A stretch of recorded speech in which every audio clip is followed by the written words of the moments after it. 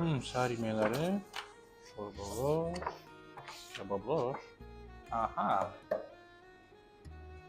Boyun kebabı 2 nəfərlik nəzərdə tutulmuşdur. Məncə bu sizin üçün hədsiz çox olacaq. Problem deyil. Gətirin. Onsuz da mənim dostum xətərdə işləyir.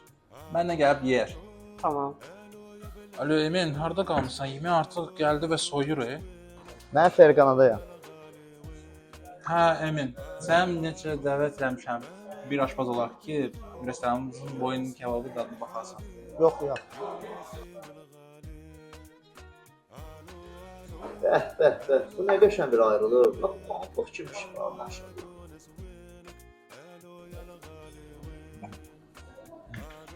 Göründüyündən də çox gözəldir, Viktor. Razıyam. Demək baş adamın ağzında əriyir. Hələ tərəvəzləri söz yox.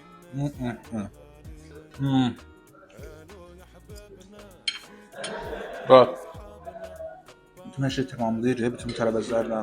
Göbələkdəndir, brokolidir, badıncan içi quyruqlandır, kaçuşka, pomidordur. Tam razıyam, qardaş. Hətta bulyon da var yanında. Çox sağ ol.